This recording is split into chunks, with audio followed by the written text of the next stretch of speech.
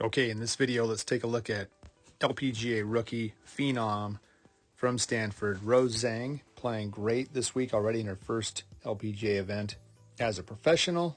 Let's take a look at this amazing golf swing and see if we can determine one of the things physically that makes her so amazing. Obviously, her mental game is great, but let's take a look at this swing. This video here, interesting because in slow motion, we can see a little more club face angle. And we'll see a direct down the line in a minute, which will show the plane, etc. But it's interesting because it's a little bit different than other great players at this moment in time.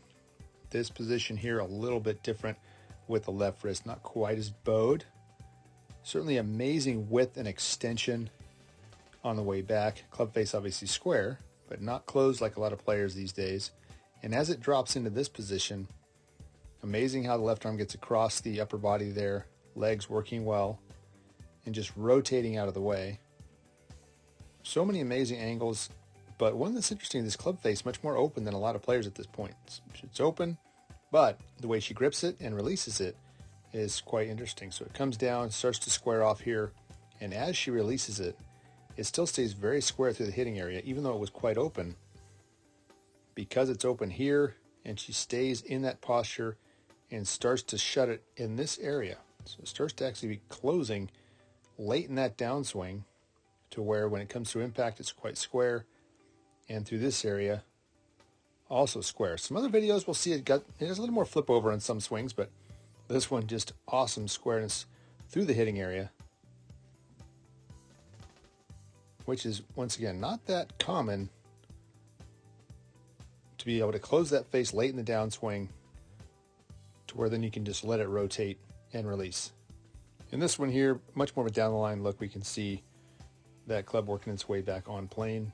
Great extension and width, like we said in an earlier clip there. Amazing wind up to keep that left arm so extended. Long arms definitely a benefit to golf, that's for sure.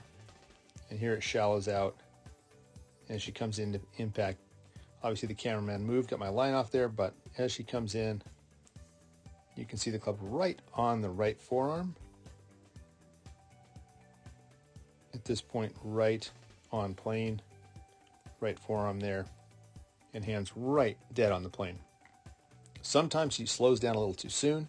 You can see the hips put on the brake a little too early, and she gets some flip over misses that go this way, but not often, obviously. With her record, very cool swing. Not a power player, but incredibly accurate, and obviously the tenacity mentally to win a lot. Another really good view directly down the line. Posture angle is perfect. Not a lot of knee flex here, just a little bit. Good straight spine.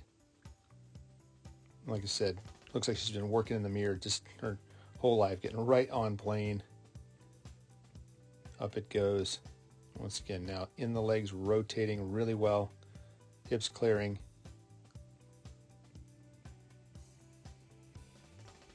And those hips will just put on the brakes right there. Club releases. Hips actually reverse slightly, which we see from a lot of great players. But sometimes, like we said, when those hips do reverse, they're clearing, and if they clear and slow down smoothly, she gets great response in the release. If they happen to put on the brakes too hard and snap the other direction, Davis Love used to do and McIlroy does to some degree, the club can flip too aggressively and that ball can go to the left.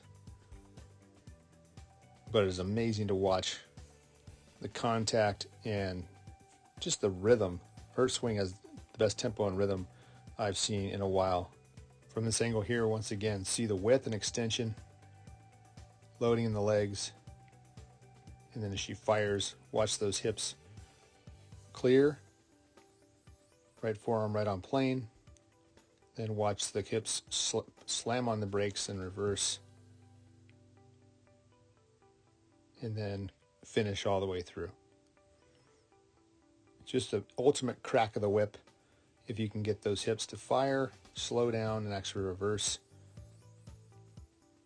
If she ends up speeding that up as she gets older and gets stronger, who knows, maybe she'll increase that driving distance, but a lot of her shots are carrying in that sort of 225 to 230 range.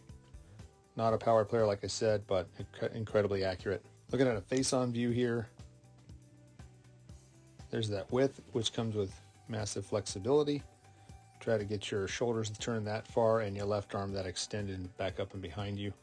I guarantee you it's not easy to do unless you're massively flexible. And once again, that perfect sequence where the legs are moving, hips rotating. Not tons of lag.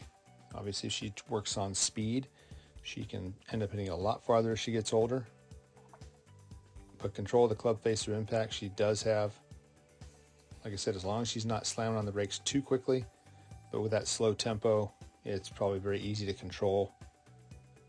Annika Sorenstam increased her driving distance every year for quite a while out there until she became extremely long.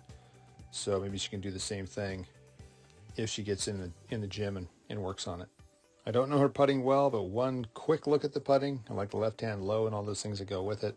Left hand leading. And it does look like on some of her putts, who knows, this week we'll see as time goes by that it looks like the hands are slowing down a little too early. They could keep moving forward a little bit longer. There's a little flick there, the wrists on some of these putts where it looks like if she was just to push that handle through a little farther, she could control the club face easier. And I saw some little wristiness on some putts. Once again, if she putted decent on the first day, she'd be leading the tournament. So clearly an amazing ball striker, great chipper. Let's wait and see what happens the rest of this week. One last swing here, looking at this par 3 shot, the real takeaway. As someone watching this video, what can you learn from it? Solid posture and fundamentals, not overly flexed here in the beginning, which gives you a chance to use your legs in the downswing. Really using video or a mirror to give a great takeaway, keeping that club right on plane on the way up, which makes it so much easier to get the downswing working properly. Keeping the width, not letting up in this left arm and keeping that width if you're able to do it. And then sequentially getting those legs and hips turning to get into this amazing position here. I think for most of us that aren't as flexible, we can work on setup, we can work on that takeaway to be on plane, and we can start to shallow that club by getting the sequence right. And the amount to which we can move correctly would be, like I said, a lot really telling with your strength and flexibility.